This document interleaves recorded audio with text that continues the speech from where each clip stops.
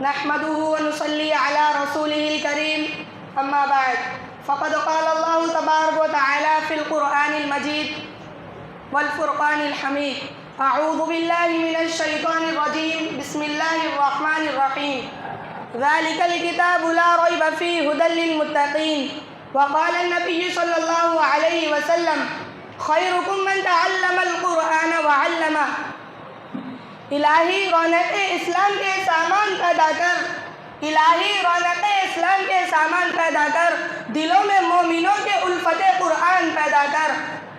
صدر محترم، اسٹیج پر رونق افروز بزرگان دین اور حاضرین جلسہ، آج کے اس مبارک محفل اور آج کے اس مبارک اجلاس میں میرا موضوع سخن دنیا کی سب سے پاکیزہ اور مقدس کتاب قرآن پاک ہے۔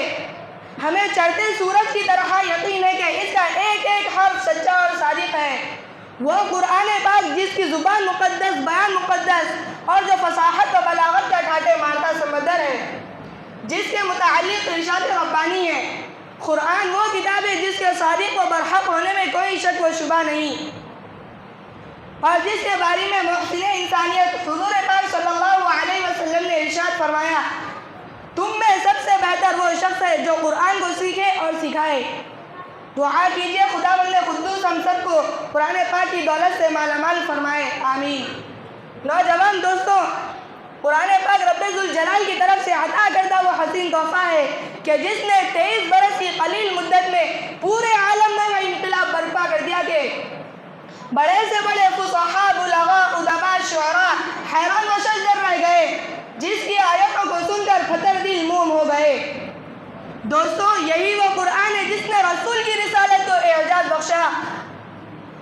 یہی وہ قرآن ہے جس کی برکت سے جنات و شیاطین کا آسمانوں پر جانا بند ہوا۔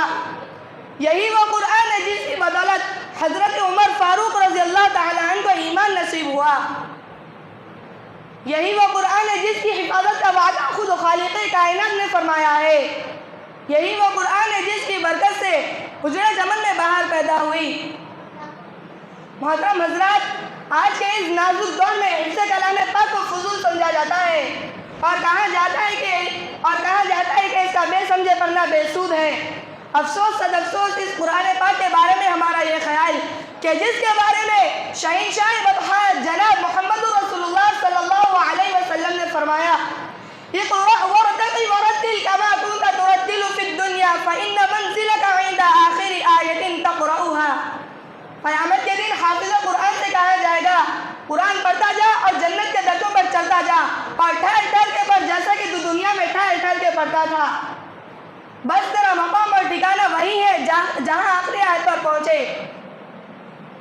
یاد رکھو، یہ قرآن پاک دنیا کی سب سے بڑی نعمت ہے۔ یہ زمین و آسمان، چاند و سورج، ستارے کوئی اس نعمت کا مقابلہ نہیں کر سکتے۔ اور یہ کلام اللہ کا مقدس اور پاکیزہ کلام ہے، اور کیوں نہ ہو کہ جبکہ اس کے اتارنے والا امین، جس کے ذریعے اتارا گیا وہ بھی امین، جس مقام پر نازل ہوا وہ بھی امین، جس ذات پر نازل ہوا وہ بھی امین، جس رات میں نازل ہوا وہ تمام مہینوں سے افضل، اور جس مہینے میں نازل ہوا وہ 1000 مہینوں سے افضل و برتر ہے۔ اللہ کا یہ مقدس اور پاکیزہ کلام تمام کلاموں سے افضل و برتر ہے۔ حدیث پاک میں آتا ہے کہ فضل کلام اللہ علی سائر الکلام کفضل اللہ علی خلقہ۔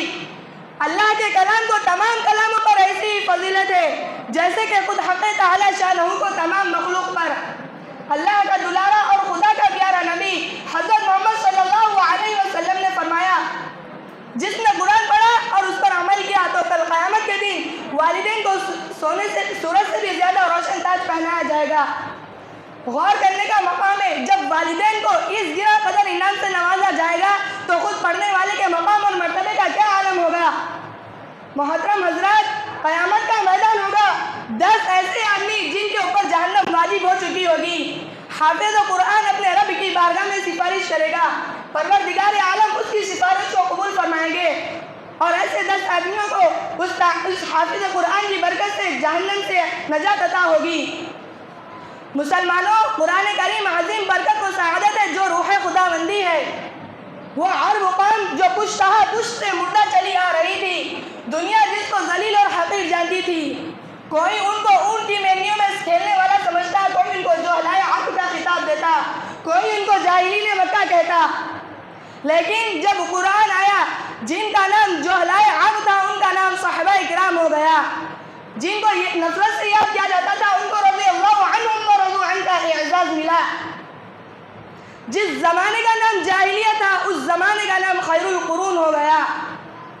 وہ مردہ قوم جو کروٹ نہیں لے سکتی تھی, قوت و طاقت سے ایسی لیس ہو گئی کہ جس نے خسر و خسرہ کا غرور خاک میں ملا کر رکھ دیا.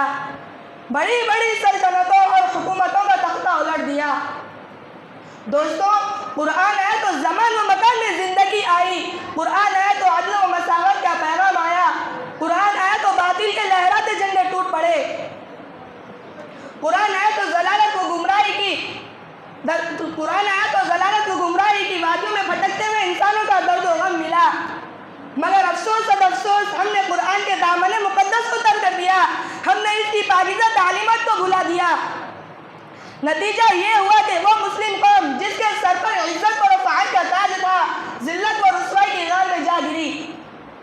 وہ مسلم قوم کامیابی جس کے آگے بڑھ کر استقبال کرتی تھی, ناکامی اس کا مقدر بن گئی. وہ مسلم قوم جس کی ایک آواز پر افریقہ کے جنگل میں رہنے والے خونخوار درندوں نے بیدال خالی کر دیا تھا, آج ایک چونٹی بھی اس کا حکم ماننے کو تیار نہیں ہے. وہ مسلم قوم جس نے کبھی حکومت میں سلطنت کا فریضہ انجام دیا تھا, آج غلامانہ زندگی بسر کر رہی ہے. وہ قوم جن پر کبھی تاریخ نازا تھی, آج ماتم گناہ ہے. محترم حضرات, اگر ہم ماضی کی طرح حال و مستقبل کو روشن اور تابناک بنانا چاہتے ہیں تو قرآن پاک سے وابستہ ہونا ہوگا, اسے سینے سے لگانا ہوگا. اگر ہم چاہتے ہیں کہ دنیا کے ساتھ ہماری آخرت بھی سنور جائے تو اس کی پاکیزہ تعلیمات پر عمل کرنا ہوگا. خدا نہ خواستہ آج ہم نے اپنے بچوں کو 2 پیسے کے لالچ میں دین سے دور رکھا اور ہماری نظر اخروی نعمتوں کے بجائے دنیاوی ڈگریوں پر رہی تو یاد رکھیے خدا کے یہاں جواب دینا ہوگا. دعا کیجیے اللہ تعالیٰ تمام مسلمانوں کو علم سیکھنے, سکھانے اور اس پر عمل کرنے کی توفیق نصیب فرمائے. آمین. وآخر دعوانا ان الحمد للہ رب العالمین.